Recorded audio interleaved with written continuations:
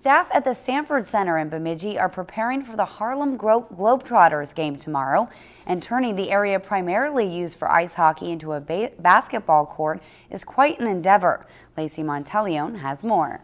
Turning an ice hockey rink into a basketball court is not only a difficult task, it's also a pretty long one. We got here about 3:30 and about 5. Took us about an hour and a half to get the ice deck down.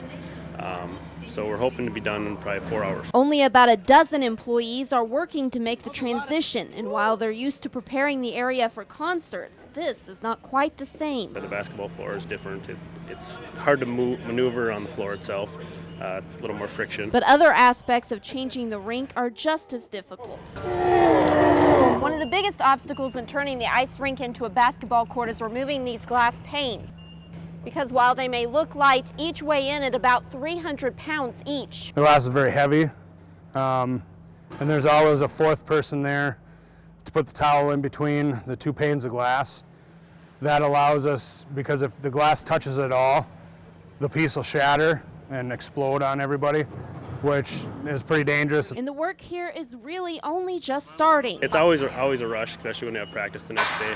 There's practice at 11 a.m. the next morning. Which means tomorrow night the crew will be back at it again, turning the newly constructed basketball arena into a hockey rink. The game is supposed to get over about 10, and then we'll get right at it once the Globetrotters are out of here and the general public's out. The team hopes that the next phase of the project is just as much of a slam dunk. Lacey Monteleone, Lakeland News.